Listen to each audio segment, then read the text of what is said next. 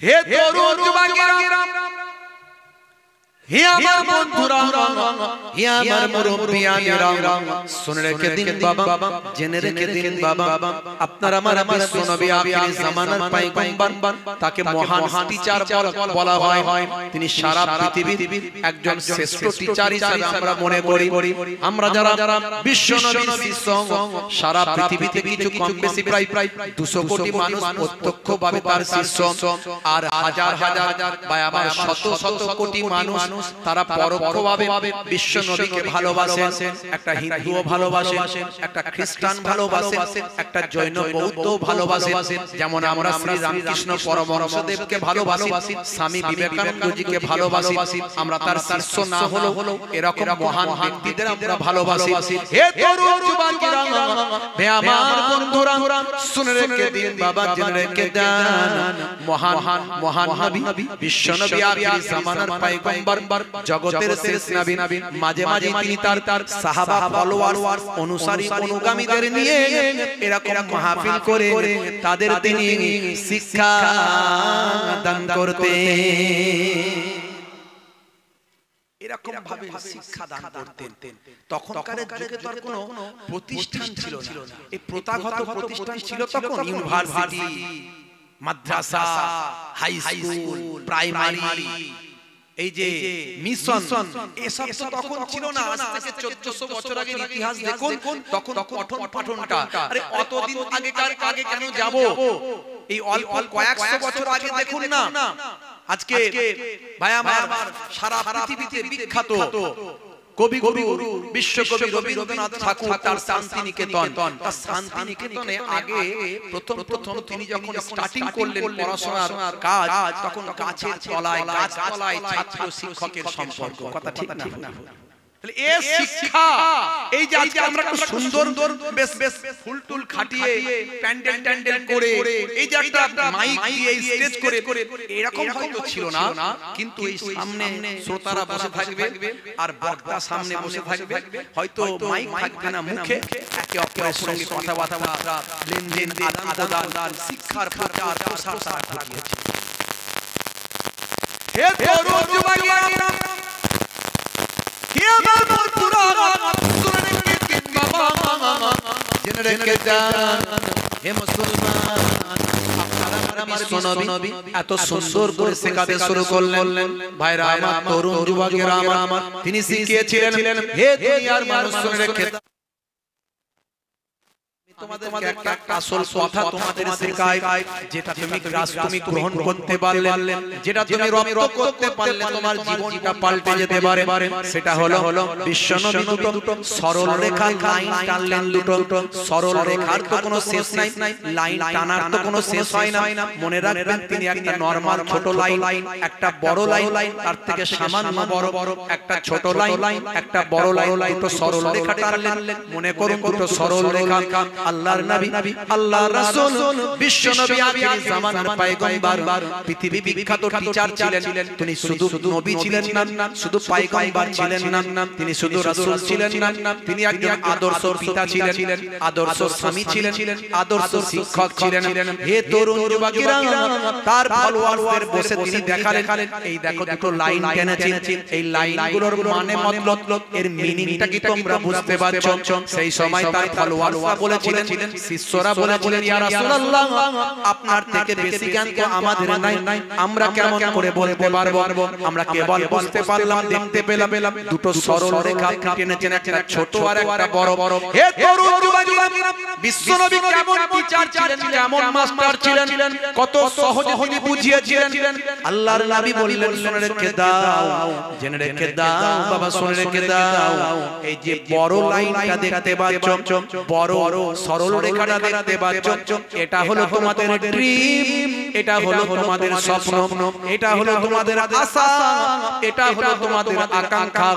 আর ছোট সরল রেখাটা দেখতে পাচ্ছ, এটা হলো তোমাদের জীবন, এটা হলো তোমাদের হায়াত। এই বড় ড্রিম, বড় স্বপ্ন পূরণ হওয়ার আগে তোমরা পৃথিবীর জমিন থেকে বিদায় নেবে। এটাকে যদি রপ্ত করতে পারো, মান্যতা দিতে পারো, তোমার জীবনটা বদলে যাবে। আজকে আমরা একতলা বাড়ি হলে দোতলা করার জন্য ব্যস্ত হয়ে যাই, কথা ঠিক না? একটা গাড়ি হলে দুটো গাড়ি কেনার জন্য ব্যস্ত হয়ে যায়। মোটরসাইকেল থাকলে কবে 4 চাকা কিনবো, এর জন্য একদম বিচলিত। যে যেভাবে পারি সেভাবে অর্থ উপার্জনে ব্যস্ত হয়ে যায়। কোনটা বৈধ আর কোনটা অবৈধ ভাবার টাইম নাই। আমাকে ফোর হুইলার কিনতেই হবে। আমার ওয়াইফ বলেছে সামনে প্রোগ্রাম আসছে, তার আগে কিন্তু 4 চাকা নিয়ে বেরাতে বেরোবে। এটা মাথায় সব সময় ঘুরপাক খাচ্ছে। তার জন্য আমি সাধু উপায় কি অসাধু উপায় সেটা আমি দেখছি না। এই যে ড্রিম, এই যে তোমার স্বপ্ন, এই যে তোমার আশা আকাঙ্ক্ষা, এটা তোমার আস্তে আস্তে বাড়তেই থাকবে, কোনোদিন কমবে না। এই উঁচু এই আশা আকাঙ্ক্ষা পর্যন্ত এই উচ্চ লেভেলে পৌঁছানোর আগে তুমি পটল ডাঙায় চলে যাবে, অর্থাৎ তুমি মারা যাবে। কি লাভ? কিসের অহংকার? কোরআন মাজিদ তাই বলছে কুল্লু নাফসিন যায়কাতুল মউত, প্রত্যেক প্রাণী মৃত্যুর আস্বাদ গ্রহণ করবে, মরতে আপনাকে আমাকে হবে। আমার মহান স্রষ্টা কোরআন মাজিদে তাই বললেন কাইফা তাকফুরুন, তোমরা কেমন করে কুফরি করো, আল্লাহকে কেমন করে অস্বীকার করো, অর্থাৎ আল্লাহর নির্দেশনা। আল্লাহ যে নির্দেশ দিয়েছেন ভালো কাজ করো, ন্যায় পথে চলো, সততা বজায় রাখো, ভালো মানুষের মতো হও, ভালো ব্যবহার করো, ভালো সম্পর্ক তৈরি করো, ছোটদের স্নেহ করো, বড়দের সম্মান করো, 5 ওয়াক্ত নামাজ পড়ো, নামাজ পড়লে সৎ হবে, অনেস্ট হবে, ঈমানকে মজবুত করো। এই যে আল্লাহর পক্ষ থেকে বার্তা, আল্লাহ বলছেন তোমরা কেমন করে আমাকে অস্বীকার করো। কাইফা তাকফুরুন, তোমরা কেমন করে কুফরি করো বিল্লাহি, আমি আল্লাহর সাথে।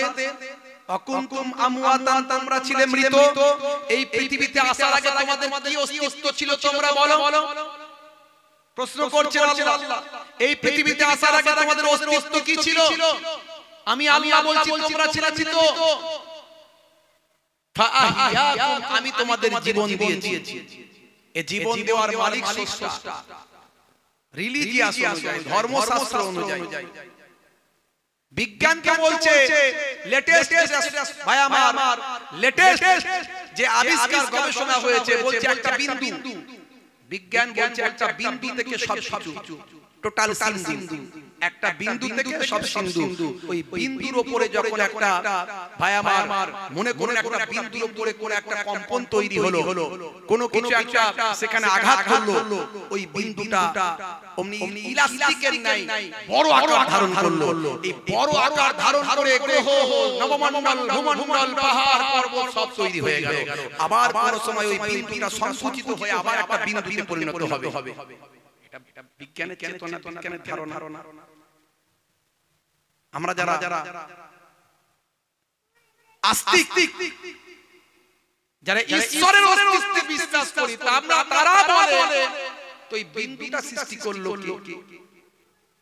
আপনি মনে করুন ওই বিন্দুটাই হলো স্রষ্টা। আরো অনেক আছে, আরো অনেক উদাহরণ আছে। আমি যদি আপনাকে গণনা করতে বলি, 1 থেকে গণনা করুন, আপনি 1 থেকে গণনা শুরু করুন। যতক্ষণ না থামতে বলি আপনি থামবেন না। 1 2 3 4 5 6 7 8 9 10, আমি বললাম স্টপ, আপনি থেমে গেলেন। না হলে আরো গণনা করতে অনুরূপ আমি বললাম এক কাজ করুন, ব্যাকে গণনা করুন, পেছন দিকে গণনা করুন। ইহাবি সামনের দিকে গণনা করছিলেন, পেছন দিকে গণনা করুন। আপনি শুরু করলেন 9 8 7 6 5 4 3 2 1। আমি কিন্তু থামতে বলি, আমি থামতে বলিনি, আপনি থেমে যাচ্ছেন কেন? ওয়াই? আপনি বলছেন একের আগে কিছু নাই, যা আছে সব একের পরে। আমিও বলি এক হলেন স্রষ্টা, একে স্রষ্টাই হলেন প্রথম, স্রষ্টার আগে কিছু নাই, যা আছে তার সব পরে। ব্যাখ্যা, উত্তর, ডিবেট শেষ হবে না, কিন্তু আপনি শান্তি পাবেন যদি আপনি আস্তিক হন। আস্তিক যদি হন, কোন একজন যে ধর্মের, যে রিলিজিয়াসের উপর থাকেন না কেন, আপনার রিলিজিয়াস আপনাকে বলে আপনি পাপ করবেন না, অন্যায় কাজ করতে পারবেন না। আপনার রিলিজিয়াস বলে না, আপনার ধর্ম বলে না একটা নিরীহ মানুষকে কষ্ট দাও। আপনার রিলিজিয়াস, আপনার ধর্ম বলে না একটা একটা মহিলাকে রাস্তায় দেখে টিজিং করেন, আপনার ধর্ম আপনার রিলিজিয়াস বলে না অসাধু উপায়ে পরিশ্রম না করে দুই নম্বরই ভাবে মানুষের চোখে অশ্রু বিসর্জন করিয়ে তার কাছ থেকে অর্থ আত্মসাৎ করো, এটা আপনার রিলিজিয়াস বলে না, তাহলে আপনি শান্তি পাবেন, আপনার হৃদয় প্রশস্ত হবে, আপনি মানসিক স্বস্তি পাবেন, যে কদিন পৃথিবীতে বাঁচবেন শান্তির সঙ্গে বাঁচবেন। হতে পারে আপনি বিশাল কোটিপতি হতে পারলেন না, কিন্তু মনের থেকে আপনি একজন কোটিপতি লোকের থেকেও অনেক আনন্দে থাকবেন, এটাই ইসলাম বলছে। হে তরুণ যুবকেরা, হে আমার বন্ধুরা, শুনে রেখে দিন বাবা, জেনে রেখে দেন হে মুসলমান, বিশ্বনবীর আখলাক, বিশ্বনবীর চরিত্র, দয়ার নবী কেমন চরিত্র দেখিয়েছেন, কি আখলাক দেখিয়েছেন, কি চরিত্র দেখিয়েছেন বাবা। রাসূলের আখলাক, রাসূলের চরিত্র সম্পর্কে যদি আমি বলি অনেক সময় কেটে যাবে ভাই আমার। অনেক মনীষীদের কথা আমরা শুনেছি, মনীষীদের আখলাক, মনীষীদের চরিত্রের কথা যদি বলি, তাদের চরিত্র আমাদের জন্য গ্রহণীয়, তাদের চরিত্র যদি আমরা গ্রহণ করতে পারি আমরা মহান ব্যক্তি হতে পারবো। শ্রী রামকৃষ্ণ পরমহংসদেবকে যদি ফলো করা হয়, স্বামী বিবেকানন্দজিকে যদি ফলো করা হয়, রাজা রামমোহন রায়কে যদি ফলো করা হয়, ঈশ্বরচন্দ্র বিদ্যাসাগরকে যদি ফলো করা হয়, যিনি রাস্তার ধারে অসুস্থ মানুষদের সেবা করতেন, মাদার টেরেসাকে যদি ফলো করা হয়, যিনি বারবার অসুস্থ বাচ্চাদের নিজের কোলে তুলে নিতেন, নিয়ে সেবা করতেন। হে তরুণ যুবকেরা, এরকম মনীষীদের আদর্শকে যদি আমরা গ্রহণ করি আমরা মানসিকভাবে স্বস্তি পাবো, দুনিয়াতেও শান্তি, আখিরাতেও পরকালেও মুক্তি পাবো। 1450 বছর আগে বিশ্বনবী এরকম আদর্শগুলো দেখিয়ে দিয়ে গেছেন, পৃথিবীর মানুষের কাছে তিনি মহান ব্যক্তিতে পরিণত হয়েছেন। এশিয়াটিক সোসাইটি থেকে ন্যাশনাল লাইব্রেরি, অক্সফোর্ড থেকে নাসা, তাই বিশ্বনবীকে নিয়ে সবাই আজকে করে আশা, গবেষণা করে। হে তরুণ যুবকেরা, কারণ বিশ্বনবী সাধারণ কোনো মনীষী ছিলেন না, তিনি মহান প্রভুর কর্তৃক নির্দেশিত একজন মনীষী, মহান প্রভুর কর্তৃক আমার মহান প্রভুর কর্তৃক পারমিটেড একজন মনীষী। যেমন ঈসা নবী এসেছিলেন, ঈসার পয়গম্বর অনেকে আমরা বিশ্বাস করি মানি, ঈসা পয়গম্বর, মুসা পয়গম্বর, আব্রাহাম যেটা আমরা বলি ইব্রাহিম, আমাদের কোরআনের ভাষায় ইব্রাহিম, মুসা নবীকে অ্যাকর্ডিং টু খ্রিস্টানিটিতে বলা হয় মোজেস, ইহুদি নাসারা এই সমস্ত রিলিজিয়াসে বলা হয় মোজেস, ভাই আমার মুসা নবীকে বলা হয় যিশু, ভাই আমার ঈসা নবীকে বলা হয় ইব্রাহিম, নবীকে বলা হয় আব্রাহাম, আদম, যে আদম নবী সম্পর্কে সমস্ত ধর্মগ্রন্থের রিলিজিয়াসের এক জায়গায় গিয়ে মিলিত হয়েছে। তারা বলছেন সমস্ত মানব জাতির পিতা হলেন হযরতে আদম, যাকে অ্যাকর্ডিং টু খ্রিস্টানিটিতে বলা হয় অ্যাডাম, বা অন্যান্য শাস্ত্রেও বলা হয়েছে অ্যাডাম, ভাই আমার ওয়াইফ, যে মহিলা থেকে সারা পৃথিবীর পুরুষের জন্ম, তাকে বলা হয়েছে আমাদের ইসলামিক অ্যাকর্ডিং টু কোরআনে বলা হয়েছে হাওয়া, ইসলামিক রিলিজিয়াসে বলা হয়েছে হাওয়া, আর অন্যান্য ধর্মের রিলিজিয়াসে বলা হয়েছে ঈব বলা হয়েছে, দাউদকে বলা হয়েছে ডেভিড, সুলাইমান নবীকে বলা হয়েছে সুলেমান। এগুলো আপনি যদি ইনজিল পড়েন, তাওরাত পড়েন, জাবুর পড়েন, আপনি যদি বেদ পড়েন, পুরানো বেদ পড়েন পাবেন। আসলে ব্যাপার কি বলুন তো, ধর্মশাস্ত্রগুলো সব একই জায়গায় মিলিত হয়েছে, কিন্তু মানুষ বর্তমান সিচুয়েশনে নিজেদের সুবিধার্থে সেগুলোকে বিকৃত করেছে একটা সময় একটা ভাবে।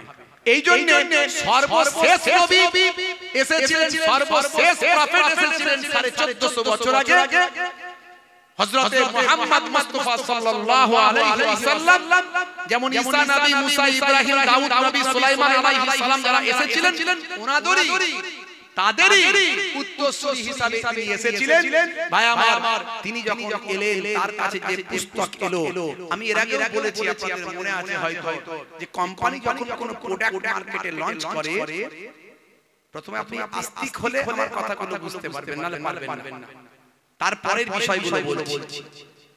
কোম্পানি যখন কোনো প্রোডাক্ট মার্কেটে লঞ্চ করে, তখন সেই প্রোডাক্টের সঙ্গে একটা পুস্তিকা তুলে দেয়।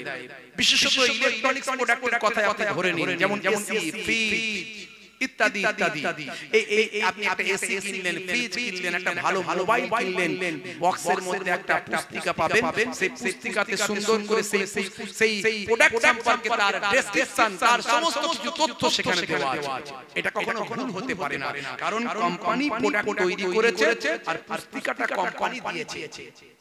আমি বলি যুগে যুগে যত মানুষ এসেছে, একেবারে হাজার হাজার বছর আগের কথা বলছি, সমস্ত পয়গম্বররা যখন এসেছেন, সেই তখন যে মানুষগুলো পৃথিবীতে এসেছে, এই মানুষ নামক প্রোডাক্ট যখন পাঠানো হয়েছে, তারা কেমন ভাবে ব্যবহার হবে, সেই সময়কার স্রষ্টা যাকে প্রতিনিধি বানিয়েছেন, সেই প্রতিনিধির কাছে একটা পুস্তিকা তুলে দিয়েছে। যেমন ঈসা নবীর কাছে ইনজিল এসেছিল, মুসা নবীর কাছে, পয়গম্বরের কাছে, মুসা পয়গম্বরের কাছে তাওরাত এসেছিল, যাকে অ্যাকর্ডিং টু বাই আমার খ্রিস্টানদের বলা হয় তোরাহ। দাউদ নবীর কাছে এসেছিল, সুলাইমান নবীর কাছে এসেছিল, দাউদ নবীর কাছে এসেছিল জাবুর, আর শেষে সবচেয়ে শেষে আমার পয়গম্বর নবীর কাছে এলো কি? আল কোরআন। জোরে হবে না? এই জন্য দেখুন, only one book, except only one book in the world, সারা পৃথিবীর মধ্যে একটা ব্যতিক্রমী গ্রন্থ, সমস্ত গ্রন্থের দেখবেন রাইটারের নাম পাবেন, কিন্তু কোরআন মাজিদের কোনো রাইটারের নাম নাই।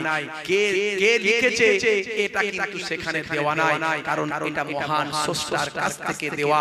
তাই কোরআন মাজিদ প্রথমেই বলেছে আলিফ লাম মিম, তারপরেই বলেছে প্রথম যে ব্যাখ্যাটা আমরা করতে পারি, মানেটা করতে পারি, যালিকাল কিতাব লা রাইবা ফি হুদাল লিল মুত্তাকিন। এটা হলো সেই কিতাব, এটা হলো সেই বই যাতে কোনো সন্দেহের অবকাশ নাই। হুদাল লিল মুত্তাকিন, মুত্তাকি বান্দাদের হেদায়েত দান করবে, অর্থাৎ যারা স্রষ্টায় বিশ্বাস করে, যারা স্রষ্টায় বিশ্বাস করে, তারা এই পথ থেকে আরো সুন্দর পথ পাবে। জোরে বলুন সুবহানাল্লাহ।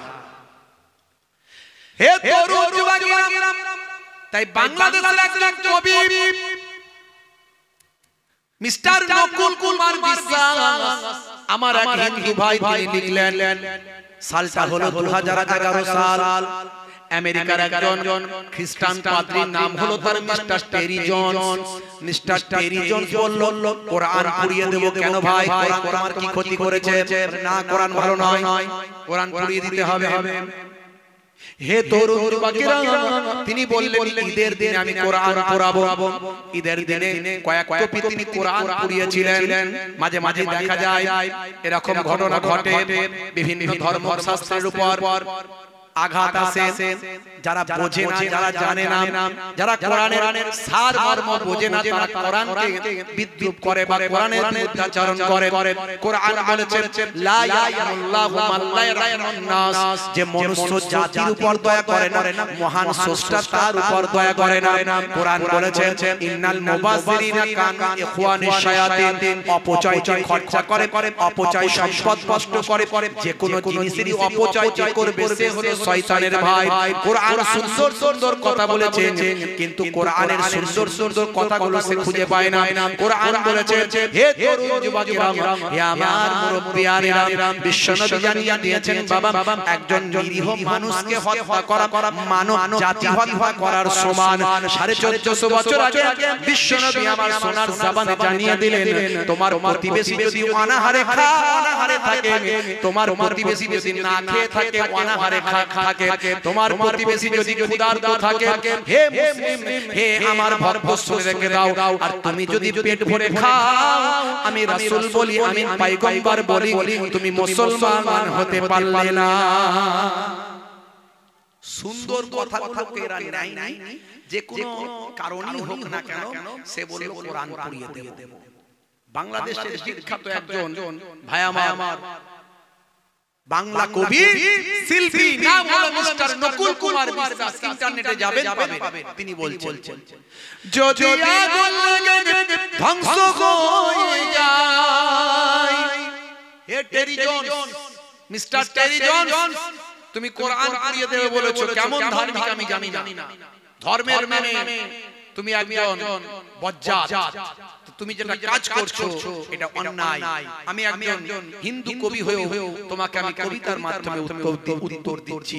হাজার হাজার মানুষ তার বক্তব্য দেখেছিল এবং শুনেছিল, ইন্টারনেটে গেলে বুঝতে পারবেন তিনি কবিতার মাধ্যমে তার সুন্দর ভাষায় তিনি বলেছিলেন, যদি আগুন লেগে ধ্বংস হয়ে যায় পৃথিবীর সব বইয়ের দোকান, তবু বিশ্ব থেকে হারাবে না পবিত্র কোরআন। জোরে হবে না, জোরে হবে না। করবে কেমন করে কোরআন ধ্বংস আগুনের তেজ, করবে কেমন করে কোরআন ধ্বংস আগুনের তেজ, আছে বিশ্বে ভরা অগণিত কোরআনে হাফেজ।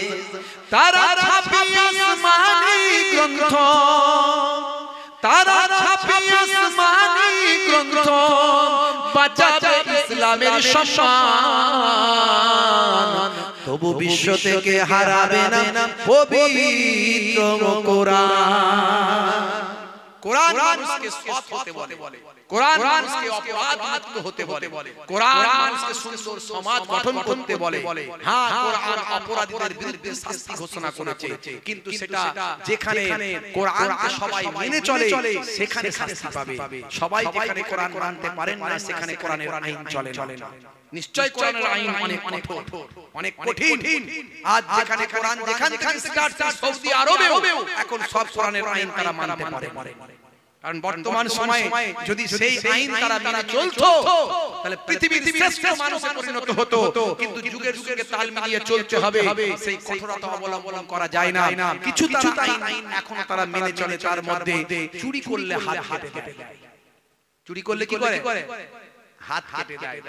তাই আমি আরবে মানে হজে আছি, এমনি তো যেতে পারবো না সেখানে, হজে তো দুবার গেলাম, 2 বছর গেছিলাম পর পর, এবারেও গেলাম। এই 1 মাসও হয়নি সেখান থেকে ফিরে এসেছি। 1 মাস হলো, 1 মাস 2-1 দিন হবে। গত 12 তারিখে, গত মাসের নভেম্বর মাসের 12 তারিখে ফিরেছি। সেখানে আপনি যখন দেখবেন সারা রাত দোকান খোলা থাকে, সারা রাত, বিশেষ করে শহর এলাকা তো, আর লক্ষ লক্ষ হাজি দেশ বিদেশে সারা পৃথিবীর মায়ামার 100টারও বেশি দেশ, এই দেশগুলো থেকে সব মানুষ আসছে।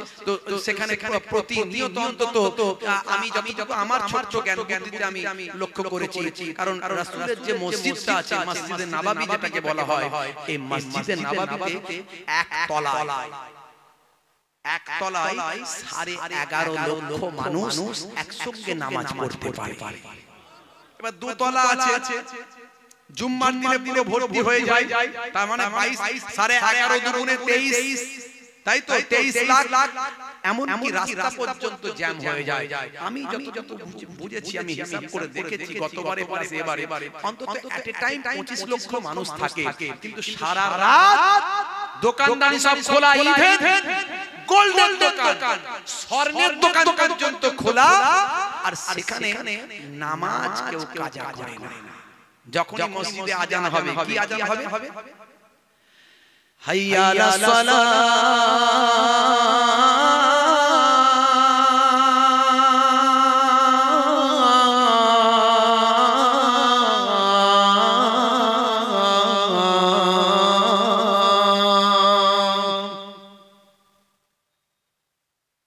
আমরা এই সুন্দর সুরগুলো শুনতে অভ্যস্ত। কি সুন্দর যখন সন্ধ্যা হয়, মাগরিবের আযান হয়, আর হিন্দু ভাইদের মন্দিরে দেখবেন তখন ঘন্টা বাজে। এই ঘন্টা আর আযান একসঙ্গে ভেসে আসে আমাদের কানে।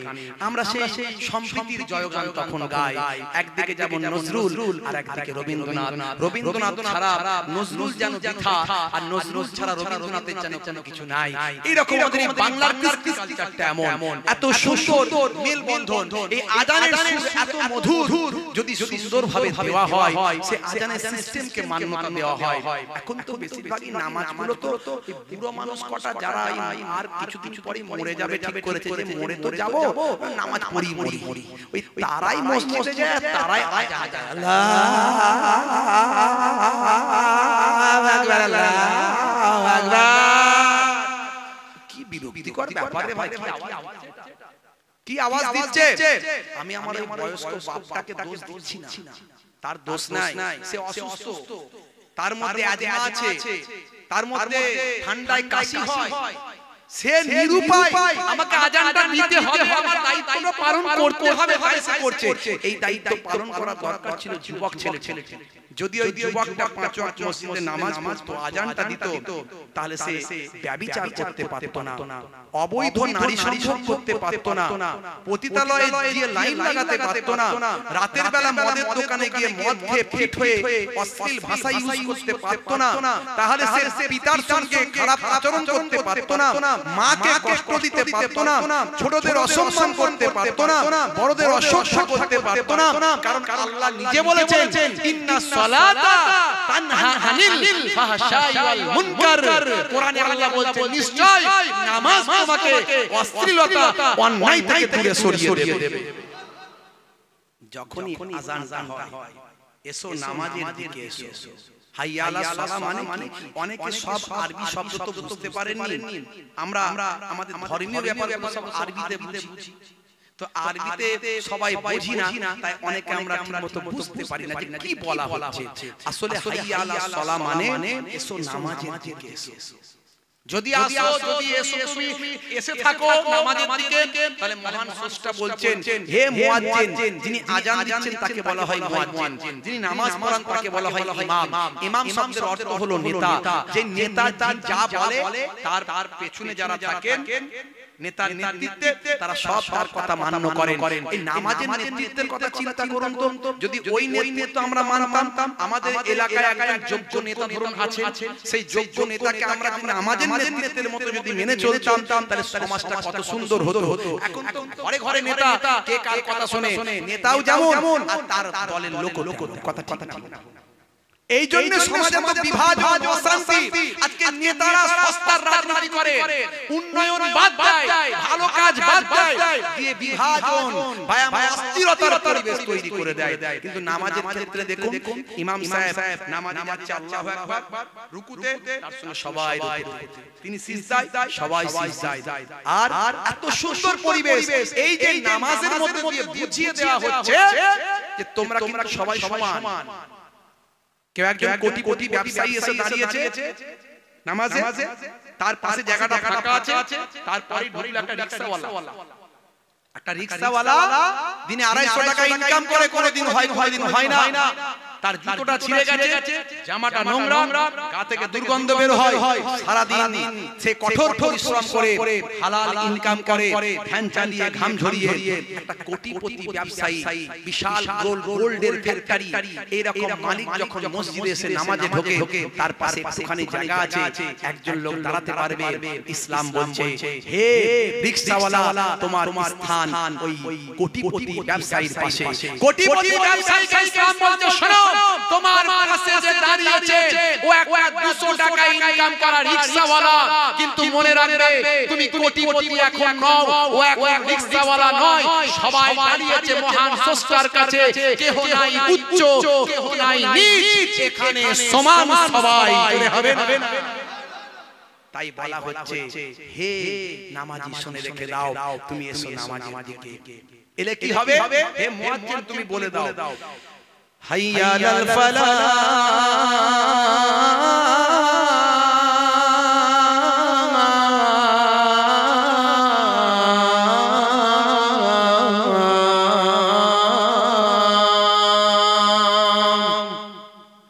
নামাজের দিকে এলে আমি স্রষ্টা বলছি, তোমাকে আমি কামিয়াবি দান করব, তোমাকে গেনার করব, তোমাকে লাভবান করব।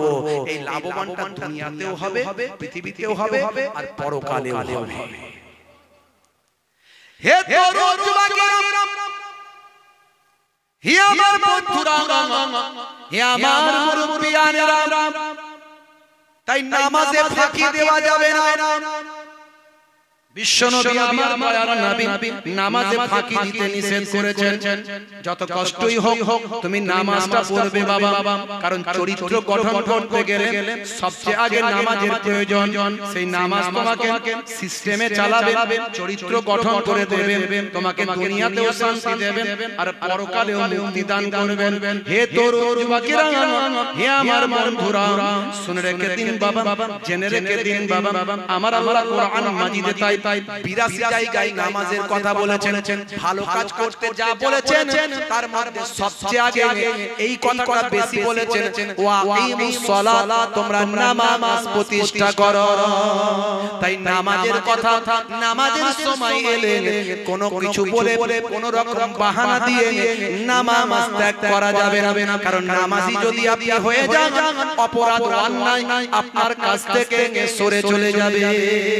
আপনি নামাজি হলে, একজন অফিসার নামাজি যদি হয়, নামাজের টাইমে মসজিদে যায়, নামাজ পড়ে, তাকে যখন ঘুষ দেওয়া হবে, আমি নামাজ ঘুষ নেব না অবশ্যই। কারণ নামাজি যে নামাজ যে পড়বে সে ঘুষ তার হারাম, এটা জানে।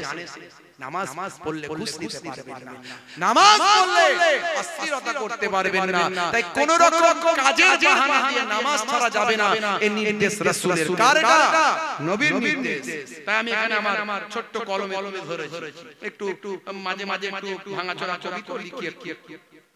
নামাজের ওয়াক্তটা হবে যখনই, মসজিদে চলে যাও তুমি তখনই। নামাজের ওয়াক্তটা হবে যখনই, মসজিদে চলে যাও তুমি তখনই। ছাড়ো এবার, ছাড়ো এবার, এবার ছাড়ো এই কাজ তোমার। ছাড়ো এবার, ছাড়ো এবার, এবার ছাড়ো এই কাজ তোমার। নামাজের ওয়াক্তটা হবে যখনই, মসজিদে চলে যাও তুমি তখনই। তোমার বাঁচা আর তোমার মরা লেখেন মোর প্রভু আমারি।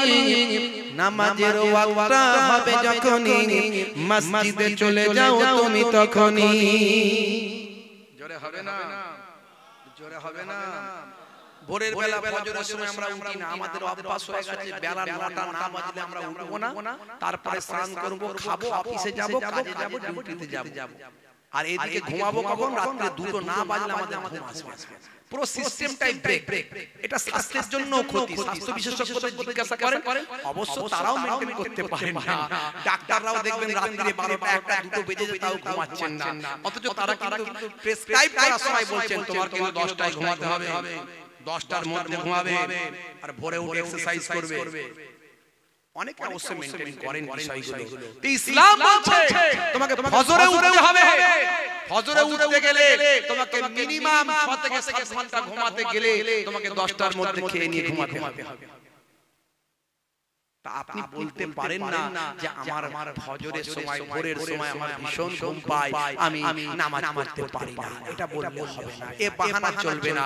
আপনি যদি ভোরের বেলা নামাজ পড়েন, আপনার একদিকে যেমন স্রষ্টার নির্দেশ মান্য করা হলো, অপরদিকে আপনার স্বাস্থ্যের জন্য উপকার হলো। নামাজ তো সুন্দর ব্যায়াম, তবে আমরা ব্যায়াম হিসাবে পড়ি না। আমরা নামাজ এই জন্যই পড়ি স্রষ্টার নির্দেশ। কারণ আমি আগেই বলেছি, প্রোডাক্ট তৈরি করেছেন যিনি, নির্দেশনা দিয়েছেন তিনি। তো তার নির্দেশনা যদি মান্য করি, আমরা দুনিয়াতেও কামিয়াবি পাবো আর আখিরাতেও পরকালেও কামিয়াবি পেয়ে যাব। দেখুন আপনি নবী যা শিখিয়েছেন, আল্লাহ যা শিখিয়েছেন, নামাজের মধ্যে ব্যায়াম। আমরা ব্যায়ামের দৃষ্টিতে যদি না দেখলেও কিন্তু অটোমেটিক আমাদের ব্যায়াম হচ্ছে। নবী শিখিয়েছেন কি? নবী শিখিয়েছেন যখন তুমি ঘুমাতে যাবে ডান দিকে কাত হয়ে ঘুমাও। এগুলো আমি অনেক বলেছি। আমার ইন্টারনেটে আপনি পাবেন 15-20 হাজার বক্তব্য আছে। আমি অনেক বলেছি যখন ঘুমাবেন ডান দিকে কাত হয়ে ঘুমান। ডান দিকে কাত হয়ে ঘুমালে দেখবেন, ডান দিকে কাত হয়ে ঘুমালে দেখবেন স্বাস্থ্য বিশেষজ্ঞরা বলছেন ঠিকই তো, বাম দিকে তো আমাদের হার্ট থাকে। হার্টের কাজ ব্লাডকে পাম্পিং করে শরীরের বিভিন্ন অর্গানগুলোতে পৌঁছে দেওয়া, পায়ের নখ থেকে মাথার ভায়ামা চুলের নিচে পর্যন্ত এই ব্লাডকে সার্কুলেশন করছে, ব্লাডকে পাম্পিং করে পাঠাচ্ছে, ব্লাডকে ভায়ামা এই যে পাঠাচ্ছে চলছে অটোমেটিক। এটা হার্টের কাজ, হার্ট পাম্পিং করছে। তা আপনি যদি বাম দিকে কাত হয়ে ঘুমান, হতে পারে হার্টে প্রেসার পড়তে পারে। হার্টে প্রেসার পড়লে পাম্পিং এর সমস্যা হলে এই যে কাজ করছে হার্ট ঠিকমতো কাজ না করতে পারলে স্বাস্থ্যের ক্ষতি। তাহলে নবী যা বলছেন আমি কটা উদাহরণ দেব, সব আপনার কিন্তু স্বাস্থ্যের জন্য, উপকারের জন্য। এই পৃথিবীতে উপকার, পরকালে উপকার। আমি এই জন্য এর আগে সব জায়গাতেই বলি, আগে বলছি, আমার প্রথম কথা হলো প্রোডাক্ট তৈরি করেছেন যিনি, নীতিমালাও দিয়েছেন তিনি। তার নীতিমালা মান্য করলে আমরা পৃথিবীতেও জ্ঞানার হব, পরকালেও হব। তাই যারা আস্তিক তাদেরকে মেনে চলতেই হবে। এখানে আমি তাই বলেছি তোমাকে ফজরের নামাজ পড়তেই হবে। তো বললে হবে হবে উঠবো না, আমি জানি না সেটা আল্লাহ বলছেন পড়তেই হবে। কি বলছেন? ফজরের সময় ঘুমিয়ে থাকি, জোহরের দেব কাজে ফাঁকি, রাখো এসব রাখো রাখো এসব রাখো এসব রাখো কথা তোমারি, আসরার মাগরিব হেলা করি, দোকানার আড্ডায় সময়টা দিই, আসরার মাগরিব হেলা করি, দোকানার আড্ডায় সময়টা দিই, মরলে তোমাকে যেতে হবে মাটির নিচে ঘর তোমারি, নামাজের ওয়াক্তটা হবে যখনই, মসজিদে চলে যাও তুমি তখনই। জোরে হবে না, জোরে হবে না।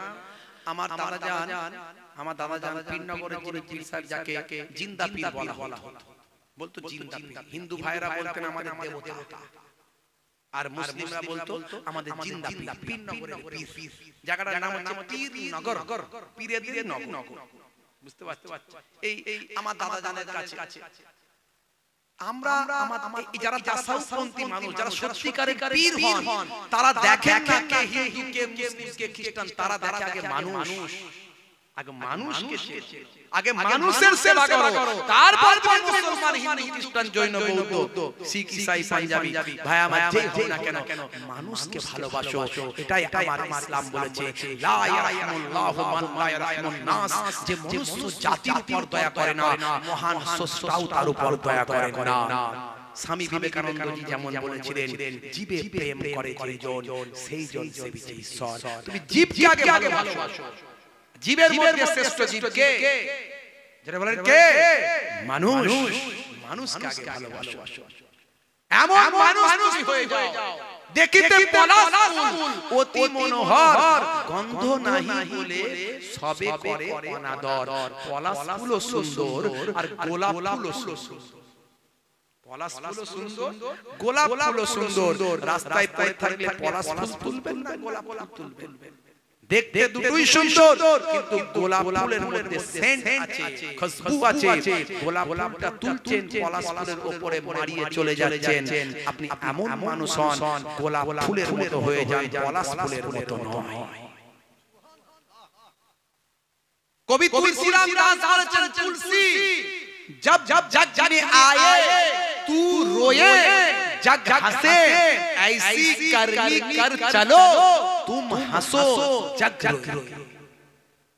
हे तुलसीराम, তুমি এমন ভাবে জীবন যাপন করো, যখন তুমি পৃথিবীতে এসেছিলে তুমি কেঁদেছিলে, সবাই হেসেছিল। এমন মানুষ হয়ে যাও, এমন জীবন তৈরি করো, তুমি মৃত্যুর সময় হাসতে হাসতে চলে যাবে, সবাই তোমার জন্য কাঁদবে। জোরে হবে না?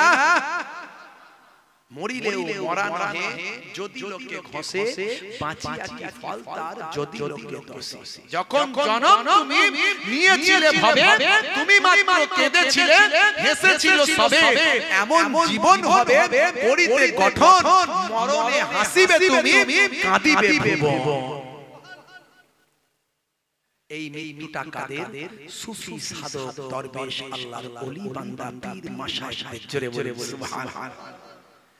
हे दरूद वगैरह हे अमर पुरा सुनने के दिन बाबा जनरे के दान, हे मुसलमान लक्ष्य করুন, হযরত খাজা গরিব নওয়াজ মাইনুদ্দিন চিশতি আজমেরি সঞ্জারি রাহমাতুল্লাহ আলাইহি, হুজুরকে কে না ভালোবাসে বাবা, হুজুরের দরবারে কে না যায়। জগৎ বিখ্যাত পীর বাবা, এই ভারতবর্ষের পীর, যার জন্য ভারতের মানুষ এত শান্তিতে আছে, ভাই আমার এত স্বস্তিতে আছে, ভাই আমার তরুণ যুবক যুবকেরা যিনি ভারতবর্ষের জাতি ধর্ম বর্ণ নির্বিশেষে সমস্ত মানুষের জন্য দোয়া করেছেন, প্রার্থনা করেছেন। হে তরুণ যুবকেরা, তাই সারা বিশ্ব থেকে তার দরবারে এসে তাকে ওসিলা করে মাধ্যম করে মহান স্রষ্টার কাছে মানুষ প্রার্থনা করে।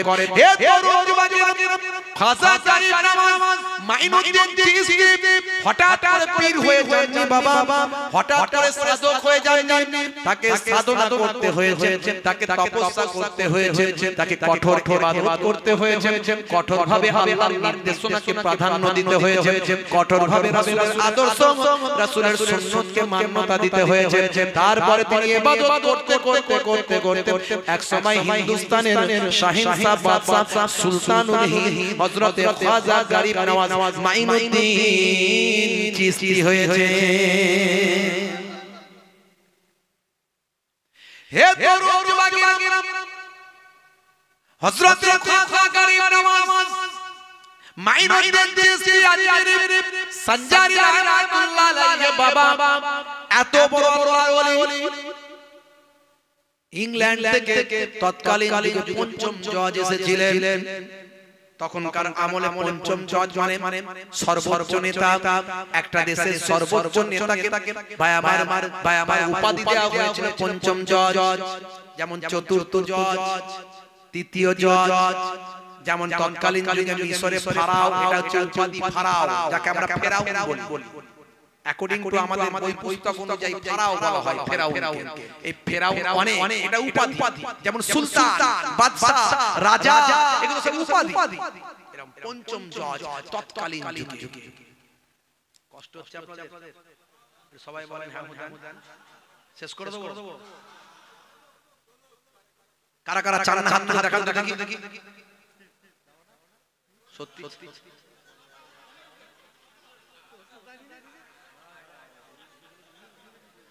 বলে হুজুর ডিস ব্রেক নাই, ঝুঁকে ঝুঁকে উঠে যাচ্ছে। ঝুঁকে চান, সত্যি চান? ঠিক আছে, খুব ছোট্ট করে। না 11টার ওদিকে যাব না, শেষ করব। তার মধ্যে যেমন গত বছর আপনারা দিয়েছিলেন তেমন তো দিতে হবে, না হবে কি? কথা ঠিক না?